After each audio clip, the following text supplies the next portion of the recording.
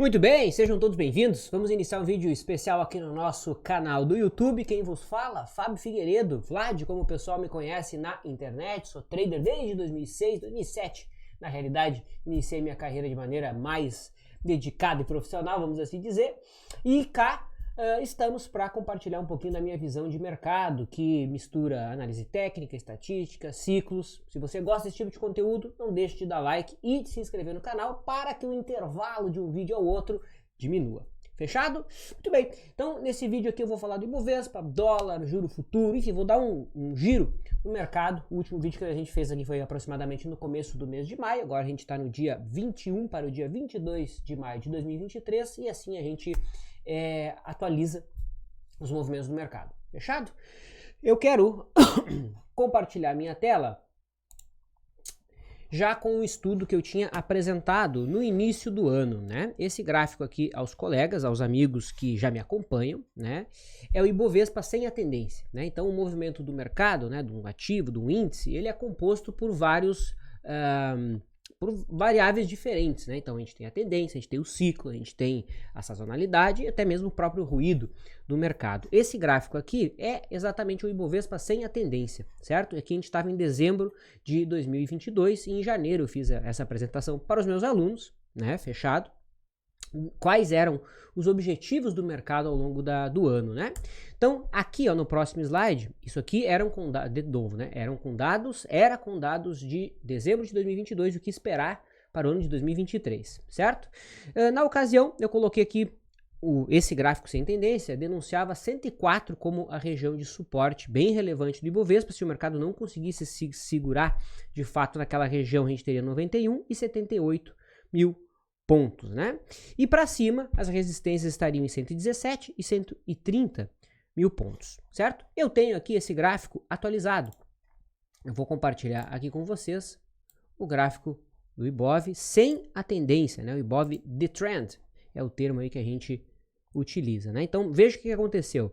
Era aproximadamente aqui o começo do ano, né? O mercado veio então buscar, detalhes, são dados mensais, tá? O mercado veio até a região aqui dos 104, que era exatamente a média do índice sem tendência, certo? E depois dessa bela alta que nós tivemos, a inflexão aqui desse indicador, né? Quais seriam os próximos objetivos aqui do nosso Ibovespa, tá? Então, basicamente, pessoal, esse primeiro objetivo aqui, ele é 117 mil pontos, tá? Eu já fiz o cálculo. Então, essa linha tracejada aqui em amarelinho, que seria o desvio número 1, né? Corresponde a 117 mil pontos. Então, o mercado insistindo na alta, a gente teria 117 e o próximo objetivo em 131 mil pontos, certo? É exatamente esses os valores, né, que correspondem esse patamar aqui. Então, 117 mil pontos, né? E 131 para ser mais exato, certo? Então, atualizado aqui o nosso Ibovespa sem a tendência. Outro gráfico que eu quero já iniciar a nossa apresentação compartilhando com os amigos é o Ibovespa sob a ótica do ciclo presidencial, tá? Então quem me acompanha já está por dentro do que se trata, apresentei várias vezes em lives aqui no canal. Então a gente tem em azul o movimento do Ibovespa em anos pós-eleitorais. Anos pós-eleitorais costumam ser os anos mais altistas do ciclo presidencial, né? Então a gente tem o ano eleitoral, pós-eleitoral, meio do mandato e o ano pré-eleitoral. O ano pós-eleitoral é o ano mais altista aqui no Brasil.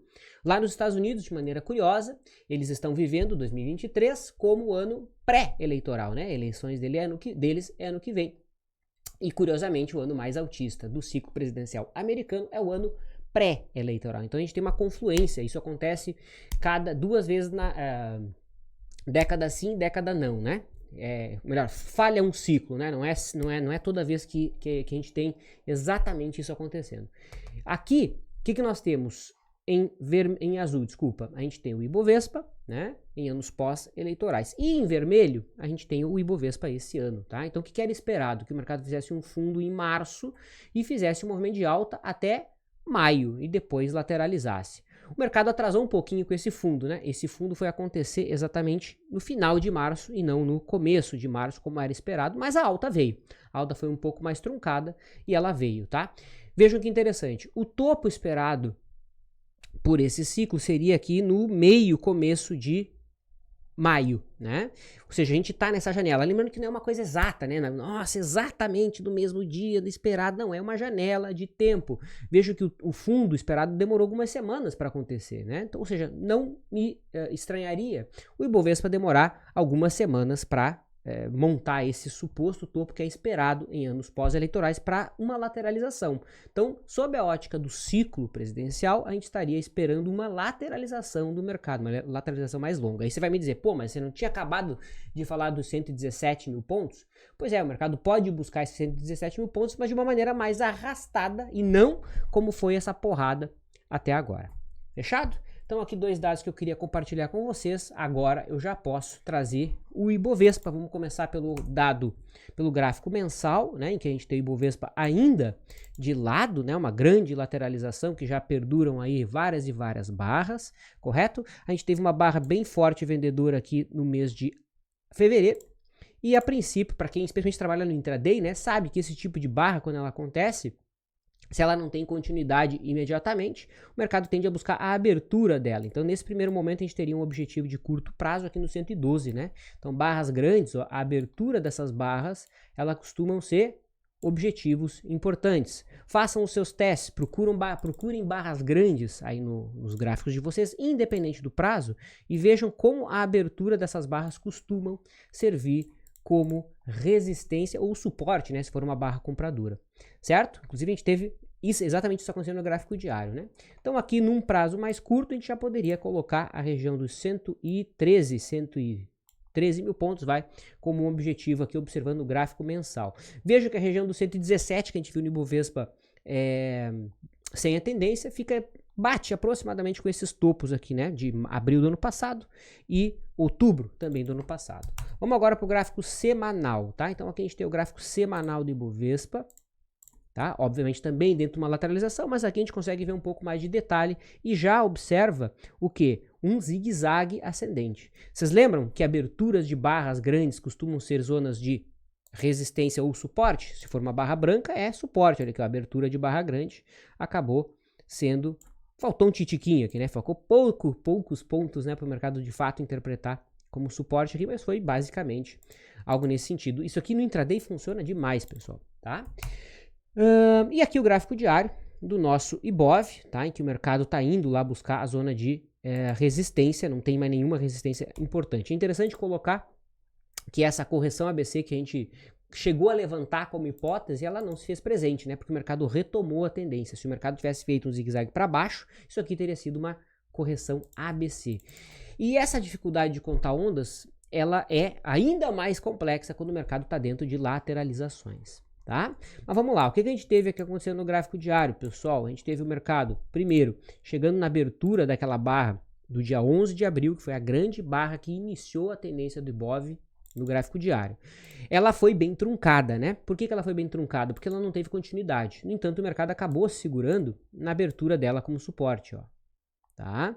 Isso foi um sinal positivo. Esta barra aqui, que foi do dia 5 de maio, né? Essa barra foi a barra que deu início aí a essa movimentação importante. E percebam, barra grande, o mercado teve continuidade e continuou renovando o máximo, fazendo fechamentos mais altos, certo? Nós, observando a resistência dada pelo 113, que é a abertura do mês de fevereiro, né? Já temos aqui uma resistência e temos também aqui, ó, a máxima de janeiro, né? Que é 115. Vejam que os 117 mil pontos do gráfico de trend tá aqui, ó, tá? Que é exatamente essa região. E aqui o 104. Deixa eu até colocar de outra cor para vocês identificarem que essa ferramenta que eu coloquei aqui, ela corresponde aos pontos do Ibov sem tendência, aqui em vermelho. Opa. Aí, ó, tá? E no limite, pessoal, o mercado está dentro de uma grande lateralização. Não me espantaria, né, o mercado não só vir buscar 113, 115, 117, mas ir buscar lá os 120 mil pontos, que é a máxima de abril, como a gente já falou, e de outubro do ano passado. beleza? O mercado deu uma esticada no curtíssimo prazo, né? A gente tem várias barras aqui que vem renovando máxima em cima de máxima, tá? Mas a gente vai e insiste olhar indicadores, a gente não vê nenhum indicador extremamente sobrevendido, né? A gente começa a ter aqui na realidade, ó, o MMTR, que é o indicador que eu criei, né? Que é a distância da média em relação ao trend, código esse que a gente oferece para os alunos, tá? Tem aula no CTC sobre indicador e lá você encontra também o código que você acessa sendo aluno e assinante do CTC. Maiores informações aqui na descrição do vídeo, tá? Ou seja, eu ia dizer que os indicadores não denunciam nenhum cansaço extremo do Ibov, mas né, olhando o MMTR, sim, a gente já tem esse mesmo patamar que o mercado atingiu lá em outubro e janeiro aqui desse ano, tá? Mas percebam, é difícil o indicador ir lá dar uma porrada junto com o preço e o mercado voltar, né? O que é comum de acontecer? Isso aqui, ó, o indicador vai, atinge níveis elevados, o mercado faz um topo mais alto, o indicador faz um topo mais baixo, né? Fazendo a famosa divergência, ou seja, não seria de se estranhar o indicador dá uma descansada, o preço dá uma descansada, correto? O preço voltar a subir e lá buscar os 113, 115 e o indicador fazer um topinho mais baixo, formando aqui uma divergência, tá? Quando a gente fala de ciclo, é importante dizer, o ciclo ele não vai te dar timing, né? Ou seja, ele não vai te dizer agora o mercado vai cair nesse exato segundo, não, ele te dá uma janela de tempo, né? E essa janela de tempo, como eu disse, era esperada aqui para o meio de maio, a gente já tá para o final aqui de maio, beleza?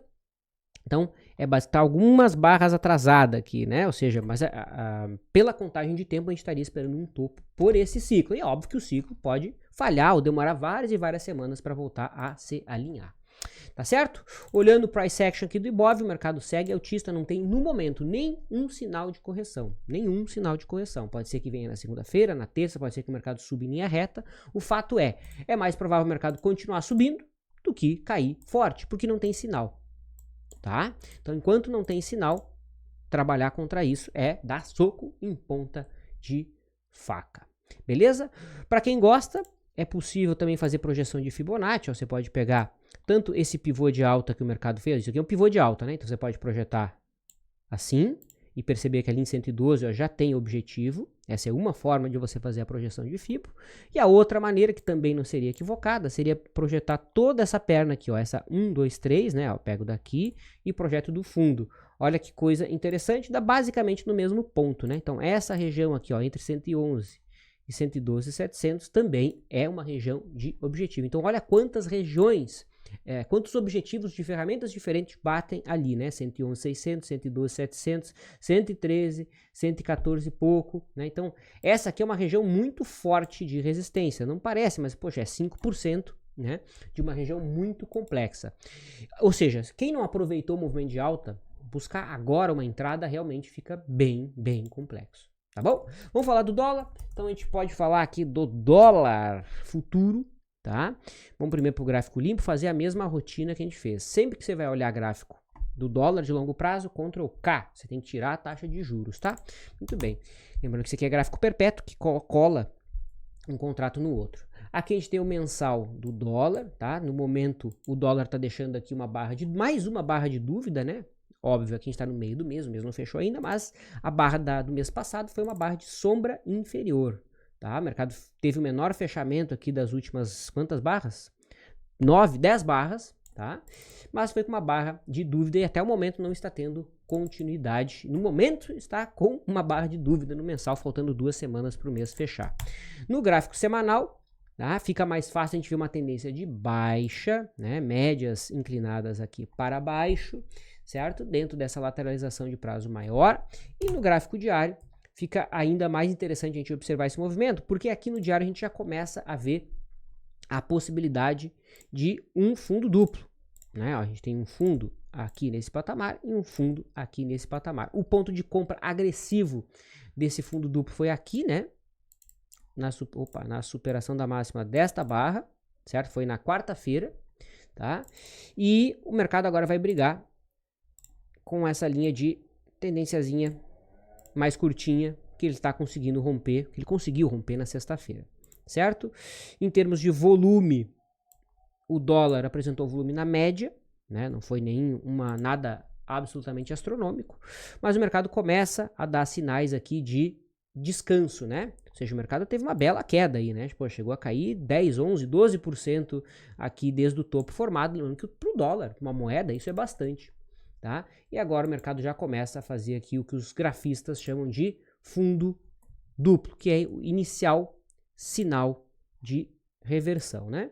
Tem uma resistência forte aqui em 5.080, mercado vindo a se livrar desse ponto, naturalmente abre espaço para 5.300, que é a máxima do ano. Tranquilo? Vamos falar do juro futuro, DI 1F25, né? A gente vai ter reunião do Copom agora no começo de junho, tá? E não é nenhuma novidade para quem já me acompanha, né? Para quem me acompanha aqui há bastante tempo, lembra que lá em novembro de 2022, a gente colocou que o mercado já dava sinais de exaustão, né? De fim de tendência, e foi o que o mercado fez, a tendência virou. E o mercado aqui caminha agora numa correção que já perdura aí várias e várias semanas, 120 dias, né? Fica mais fácil de ver essa tendência do juro virada para baixo pela inclinação das médias. Então veja que a média móvel de 20, 50, 200, todas apontam para baixo, né? Foi um belíssimo movimento esse que o juro aí apresentou, tá? Eu vejo o juro indo em busca dessa região aqui dos 9,53, tá? Ou seja, juro futuro abaixo de 10, tecnicamente é o que eu espero. Vamos ver se isso venha a acontecer, tá? Em termos de ciclo, a gente teria um ciclo esperado lá para quando? Isso aqui é julho, se eu não me engano, tá? Para julho, tá? E depois, obviamente, isso aqui foi em fevereiro, então seria só para o próximo ciclo lá para novembro. Então aqui em julho a gente vai ter que acompanhar se tiver algum sinal forte do juro, tá? Até o momento, uma tendência de baixo, mas é uma tendência de baixo que vem perdendo inclinação, né? Então veja que ela teve um movimento de aceleração aqui, ó, e a perna começa a perder inclinação. Você tá vendo que ela começa a fazer quase que um fundo arredondado aqui, né? Então tem que ficar atento. E se o mercado vier dar um sinal comprador, ver se isso se vem com volume, se não vem com volume, tá? Começa a ter áreas aí de fundo arredondado, né? Algo parecido, né? Então isso aqui é um sinal de que a tendência já está perdendo força, tá? Mas aí que tá. A tendência é perder força, a tendência é reverter, são duas coisas bem diferentes. Tranquilo? Então aqui comentado juro futuro, Ibovespa, dólar, né? Até o momento, então, resumindo, né? Ibovespa tem objetivo lá em 112, não tem nenhum sinal de correção, apesar de meio de maio denunciar pelo ciclo algum descanso dessa tendência, algum movimento lateral, tá? O dólar, no gráfico diário, a gente tem um cenário mais claro aqui de possível fundo duplo, tá? E o juro futuro já vem mostrando aqui cansaço na tendência, embora nenhum sinal de reversão. Fechado? Muito bem. Vamos comentar o mercado lá fora? Tá? Então, para comentar o mercado lá fora, eu gosto de usar o TradingView, tá? A plataforma que eu gosto bastante aí de utilizar, embora não tenha nenhuma parceria propriamente dita com a ferramenta, tá? Então, rapidamente a gente observa o mercado americano. Se a gente conseguir carregar aqui, né? Pelo visto está meio demorado o negócio. Vamos ver se ele carrega aqui. Senão a gente vai ter que passar, né? Pelo visto. Colocar aqui o gráfico diário. Ver se a gente consegue puxar o S&P. Ó, tá meio bugado o negócio aqui, né? Então, como não vai dar, o que nós vamos fazer? Eu vou abrir aqui, pessoal. Vocês estão vendo, não tá carregando aqui, né? O TradingView. Eu vou abrir o Vector. Ó, foi eu falar, ele abriu. Então, muito bem, foi eu falar, ele abriu. Aê, boa. Então aqui vamos lá começar a falar do S&P, SPY, né? Que é o ETF do S&P 500. E aqui o mercado vem dando sinais de muita força ao longo de 2023, tá? Especialmente o sinal aqui de quinta-feira, que o mercado conseguiu fechar acima aqui da máxima de fevereiro, né? Foi a máxima do ano? Foi a máxima do ano. Tá? Sinal muito forte, fundo acima de fundo anterior, fechamento acima dos topos anteriores. Isso vai se alinhando aqui com os ciclos que existiam, né? Então a gente tinha um cenário de fundo aqui, ó, pro comecinho de maio, aqui que é esse ciclo tracejado. O próximo ciclo que denuncia fundo tá lá para começo de junho, e aqui também ciclo maior, ó, dia 5 de junho, tá? Então essa região no tempo, né, alinharia, ó, são 3 ciclos que o mercado está alinhando para cima. Isso aqui não tem a ver com amplitude, tá? Tem a ver com momento no tempo. Então, no momento que nós temos aqui um cenário bem altista para o S&P no gráfico diário, tá? Tem obstáculo logo acima aqui, né? Aqui nos 430 dólares, tá? E o mercado vindo a romper esse ponto.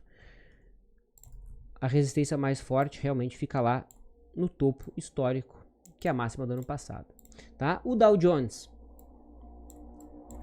tá chegando agora aqui na formação de fundo, mas veja que o Dow Jones não conseguiu romper a região equivalente, tá? Embora pelo ciclo o fundo datado está aqui para o dia 30 de maio.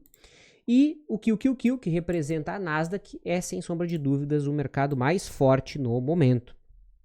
O QQQ já tinha rompido, né, os topos anteriores e já vinha aí dando indicações de continuidade, tá? A linha de tendência de baixa mais relevante já tinha sido rompida, tá? A gente olha para o lado esquerdo e vê que a resistência forte só lá em 370, né? Agora está 336, ou seja, teria bastante espaço até lá. E no segundo momento, o topo histórico. Correto? Então, o mercado americano, até o momento, fora o Dow Jones, que deu uma descansada aí, o cenário é bem altista.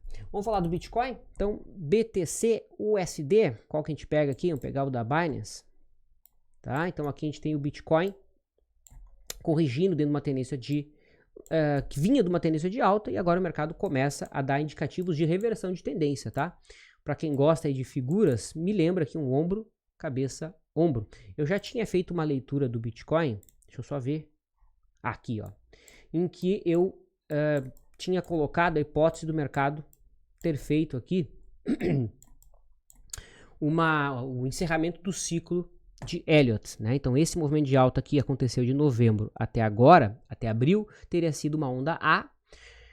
A princípio, o mercado está entrando aqui numa onda B, tá? Pelo ciclo só lá em agosto a gente teria um novo fundo, para depois o mercado fazer um novo movimento de alta sendo a onda C, né? Então seria ABC. E essa onda ABC, ela faz parte de uma estrutura de uma onda B, porque a onda B ela é dividida em 3 ondas. Eu sei que isso é complexo para algumas pessoas, tá? E lá o mercado vindo a fechar essa onda B, aí a gente teria mais uma onda para baixo, tá? Então eu vejo o mercado corrigindo aqui no curto prazo, recuperando no médio prazo, mas para um prazo maior o mercado terminando esse ciclo que eu vou colocar aqui de outra cor, ó, botar em roxo, aí ó, então 1, 2, 3, 4, 5, onda A, B, C, a onda B em roxinho, e mais uma 1, 2, 3, 4, 5 para baixo, que seria a onda C. Mas isso aqui, nossa, olha lá, tá dando agosto do ano que vem, né? Ou sei lá, eu aqui, quando que é aqui? Que seria... Ele nem deixa ver, né? Seria agosto, setembro... Seria final do ano que vem, tá? Olha, tô equilibrando aqui há muito tempo. Vamos focar num prazo mais curto que fica um pouco menos complexo, né? Então, dando zoom, essa leitura ela parece fazer sentido. Com o Bitcoin fazendo aqui um ombro, cabeça, ombro e iniciando essa onda B, tá? Que na minha visão viria até agosto. 10, 12 de agosto, por aí, tá? E no preço, como é que a gente encontra o objetivo aqui? Bom, a forma, existem várias formas, tá? Uma forma, você pega a amplitude aqui do ombro, cabeça, do ombro, cabeça, ombro e projeto, pera aí. Ó. Ali amplitude, poxa vida, aí ó, então amplitude do ombro, cabeça, ombro, e eu posso pegar frações disso, tá? Ó, então aqui amplitude, né? Ó, uma amplitude para baixo, 2 amplitudes para baixo, que daria aqui em 20 mil dólares, 3 amplitudes para baixo, que daria em 17 mil dólares, tá? Então entre 23, 20 e 17 mil dólares, tá? Eu peguei frações, uma vez amplitude, 2 vezes, 3 vezes. E, obviamente, as clássicas retrações, né? Traça aqui a retração e vê se alguma dessas amplitudes batem com as retrações de Fibo. Então, vamos colocar aqui as retrações clássicas, ó, 618 e vamos colocar 78,6, tá? Então, a gente teria aqui, ó, a 78,6, o mercado está batendo a 3 vezes, né? A amplitude do ombro, cabeça, ombro, bateria com essa retração que está lá em 18 mil dólares, né? Vamos até escrever ali. alvo da B. Tá? Então tá aqui, ó. A gente sabe que fica exatamente aqui e daí eu limpo esse gráfico para não ficar com um negócio super poluído, né? Ó, aqui 18, né? Aqui, ó. Aí, por aí. Pronto. Certo? E é óbvio, né, pessoal? Se o mercado romper o topo histórico, o topo do ano aqui, tudo muda, tá? É assim que as coisas funcionam. O que mais que a gente pode avaliar? Olhar rapidamente aqui. Petróleo, não tem nada muito importante aqui a ser visto. Taxa de 10 anos, Estados Unidos, querendo marcar fundo. Tá? Isso dentro de um movimento lateral aqui, né? Esse aqui é o bonde de vencimento de 10 anos e aqui o bonde de vencimento de 30 anos, que já tinha marcado fundo, mas também, ó, dentro de um cenário lateral, nada muito limpo e claro. Beleza? Buenas. Agora, pessoal, o que nós vamos fazer?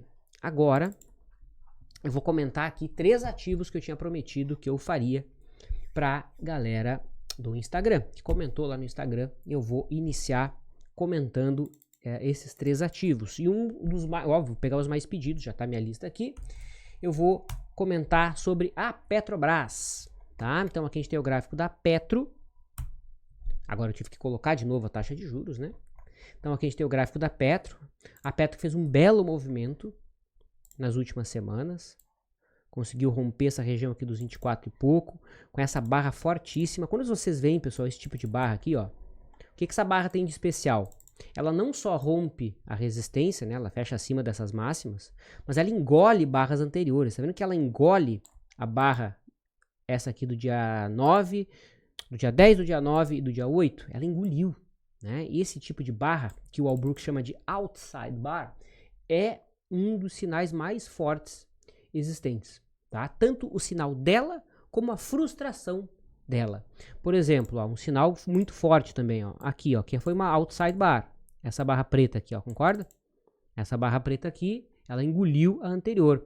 Veja que na barra seguinte o mercado perdeu a mínima, né? Mas fechou com uma barra branca. E aí, quando o mercado supera a máxima dessa barra da outside bar, o mercado vai embora. Então, tanto o sinal a favor da barra quanto o sinal de frustração da barra são sinais relevantes. Olha aqui, ó, outside bar, ó, mesma coisa, certo? Outside bar, ó, essa barra branca tem máxima maior e mínima menor que a anterior. Superou a máxima, fechou acima dela e foi embora. Vamos procurar mais um exemplo? Olha aqui, ó, belo exemplo aqui, né? Ó. Aqui, é ou não é? Olha só, essa barra aqui, ó, ela engole não só a anterior, mas 2 anteriores. Certo? Então, se perder a mínima, abre espaço para venda. Perdeu a mínima, foi embora. O mercado fez uma queda ali de, poxa, quase 10%.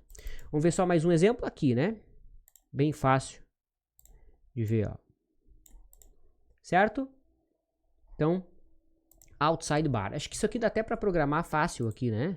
Inserir regra, ó, criar regra de coloração. Tá? Então, se você vai fazer, ó, vou aprender a fazer agora, ó, tá? Então, se a máxima, certo, for maior do que a máxima anterior, né? Vou colocar aqui deslocar, certo? Mais. E se a mínima for menor do que a mínima anterior, nós vamos pintar isso aqui de que cor, hein? Vamos pintar isso aqui de verde limão, certo? Criar.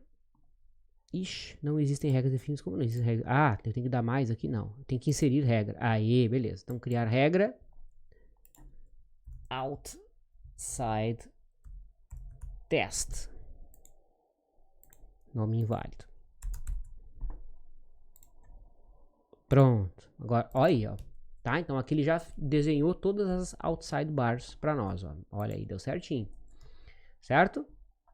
Então, agora você tem aí desenhadinho no seu Profit Outside Bar. Mas voltando para a leitura da Petro, a Petro deu um sinal muito forte aqui no dia 11, tá? E agora ela está sinalizando buscar o gap que está fechado, que está aberto, né? Lá nos R$29. Isso aqui é um gap. Tá? As pessoas não conseguem ver que isso aqui é um gap. É ou não é um gap? Olha ali, ó. Isso é um gap. O mercado fechou aqui nesse dia e no dia seguinte ele abriu aqui embaixo. Concordam? Ó, ele fechou aqui e foi abrir aqui embaixo, ou seja, tem um gap aqui. Tem um gap a ser fechado. Tá? Então lá naquela região dos 20, entre 29 e 28,60, nós temos um gap a ser fechado na Petro. Certo? E esse cenário ele persiste altista desde que o mercado não perca a região aqui dos 24,50. Tá? Então o mercado sustentando acima desse patamar, o cenário segue absolutamente altista para a Petro. Beleza? Bom, outro papel que muita gente questionou foi a Copel. Tá? Deve ter algum evento aí, porque muita gente questionou sobre a Copel. Não sei porquê, né? Até porque eu não vejo nada de expressivo aqui, né? Até olhei o gráfico dela aqui, não tem nada de muito expressivo. O papel já vem caindo aqui há vários dias seguidos, né? Papel é um papel difícil de operar, não é um papel fácil de operar, né? Ele faz correções muito amplas. Parece que está sempre dentro de um canal, né? A gente vê canal em tudo que é prazo aqui na Copel. Aqui um canal bem amplo, né? Eu não vejo nada muito limpo aqui a ser feito na Copel. Eu pensaria numa compra se ela deixasse uma barra branca bem forte, rompendo essas últimas máximas aqui, né? Um fechamento acima das últimas 10 barras. Algo nesse sentido, talvez eu me interessaria, tá? Porque do jeito que tá, começa a aparecer a seguinte possibilidade aqui. Ó, se eu conecto os últimos dois fundos e se eu conecto os últimos dois topos, o que é isso aqui, pessoal? Isso aqui é um triângulo simétrico. É a pior figura para você trabalhar dentro de um ativo, tá? Ou seja, é a pior figura. O papel vai dar sinal de compra, vai falhar. Vai dar sinal de venda, vai falhar. É horrível, tá? E é o que, a princípio, o mercado está desenhando aí na minha visão, tá? E para encerrar, tinha prometido que nós íamos falar que eu ia falar de 3 ativos aqui. Vou falar do milho. Muita gente também questionou ali sobre o milho, né? O milho que, assim, pessoal, mudou a vida de muitos traders, tá? Os meus alunos ali, especialmente agora, nesse contrato que venceu em maio.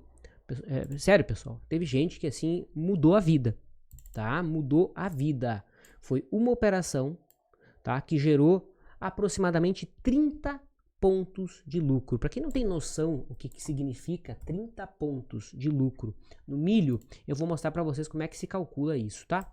Aqui, ó, é 30 vezes 450, ou seja, cada contrato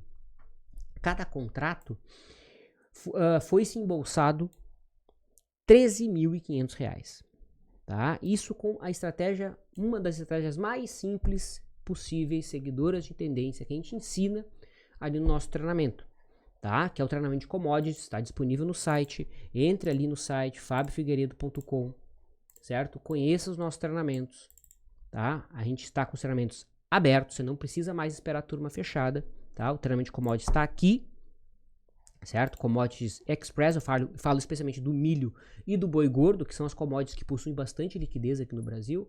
Uma estratégia de tendência, tá? Que é a única estratégia que você vai conseguir pegar uma perna assim. Não existe outra estratégia, certo? Ou seja, o sinal foi lá no começo de março e ficou vendido até agora, tá? E eu tive alunos que o cara vendeu 13 contratos, imagina. Por que ele vendeu 13, eu não sei, né? Ele me falou, pô, cara, vendi 13 contratos. Então você imagina, o cara ganhou mais de R$100.000 uma operação dessa. Uma operação.